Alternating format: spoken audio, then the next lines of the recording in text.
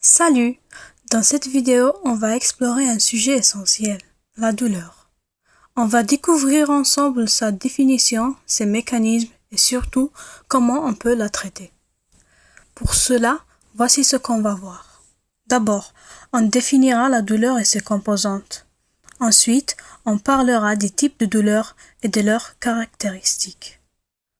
On abordera aussi la physiologie et la physiopathologie. Et enfin, on verra comment évaluer la douleur et comment la traiter. C'est parti!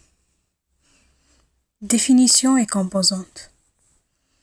La douleur, c'est une expérience désagréable, sensorielle et émotionnelle, qui survient lorsqu'il y a une lésion ou une menace de lésion dans le corps. Cela touche non seulement le corps mais aussi l'esprit. Elle comprend 4 composantes principales.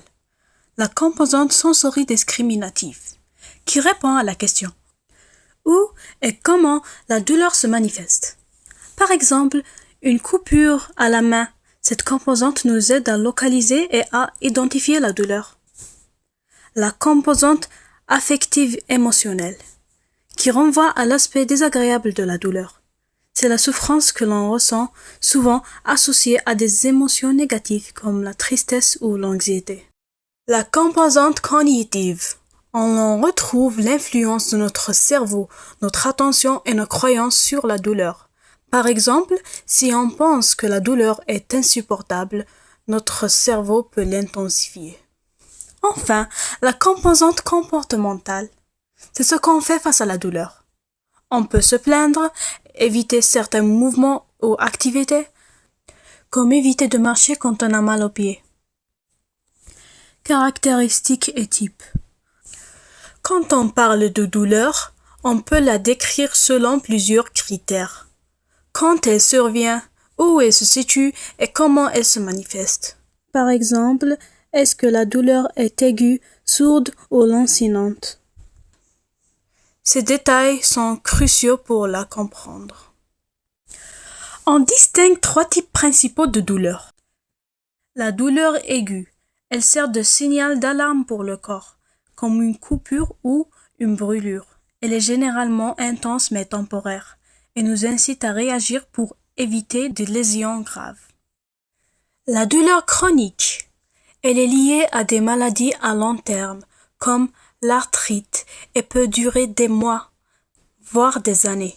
C'est une douleur persistante qui ne disparaît pas même après la guérison de la lésion initiale.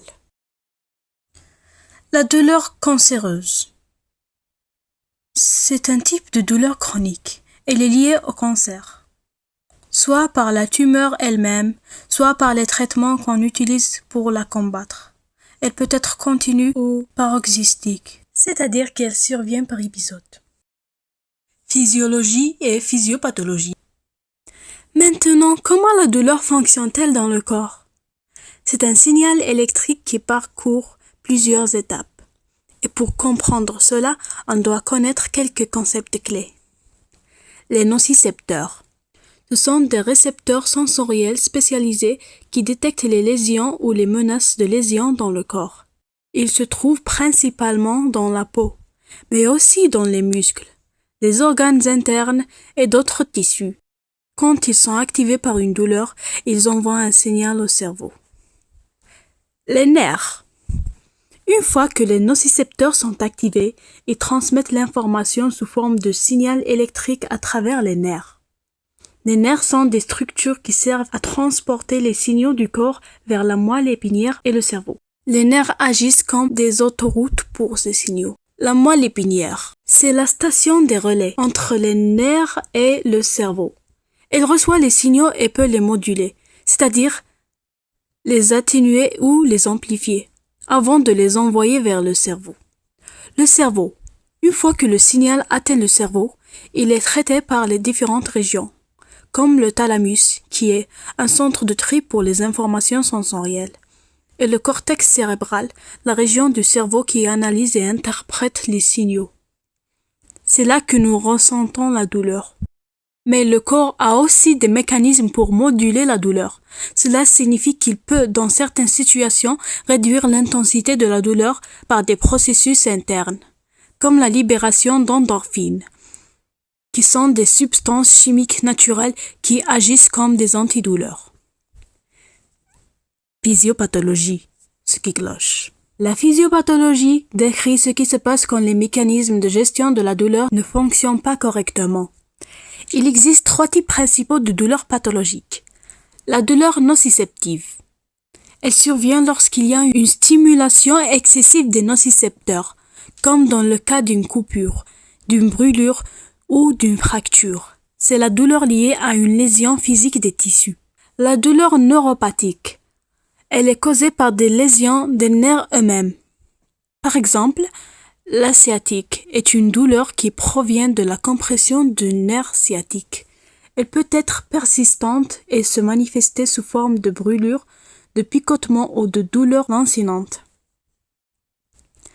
La douleur idiopathique. Cette douleur n'a pas de cause évidente, ce qui signifie qu'on ne sait pas vraiment d'où elle vient.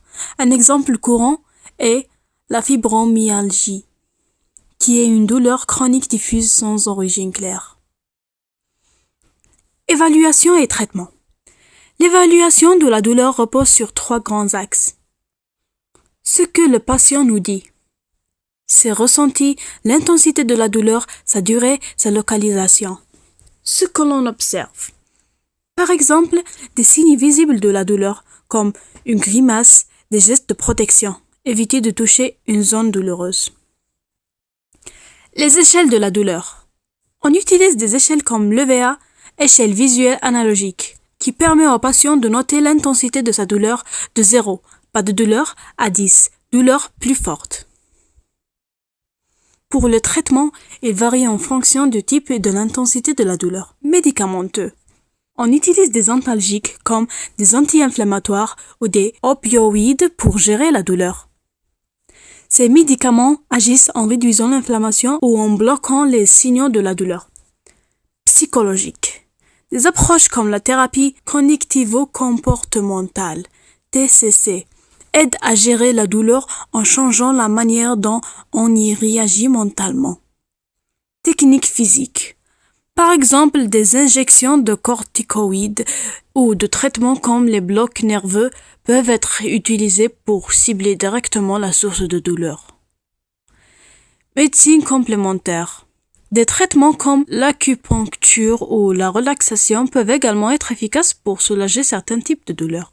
L'objectif est d'apporter un soulagement à la personne et de l'aider à mieux vivre avec la douleur. Conséquences et conclusions. La douleur, surtout lorsqu'elle devient chronique, peut avoir des conséquences importantes. Physiquement, elle peut entraîner de la fatigue, limiter les mouvements et affecter la posture. Psychologiquement, elle peut mener à des troubles comme la dépression, l'anxiété ou une diminution de la qualité de vie. Socialement, elle peut impacter la capacité à travailler, maintenir des relations et mener une vie sociale normale. En résumé, la douleur est un phénomène complexe, à la fois physique et psychologique. On peut la traiter, mais chaque cas est unique et nécessite une approche personnalisée. Merci d'avoir suivi cette vidéo. N'oubliez pas de vous abonner pour d'autres vidéos sur des sujets de santé. À bientôt!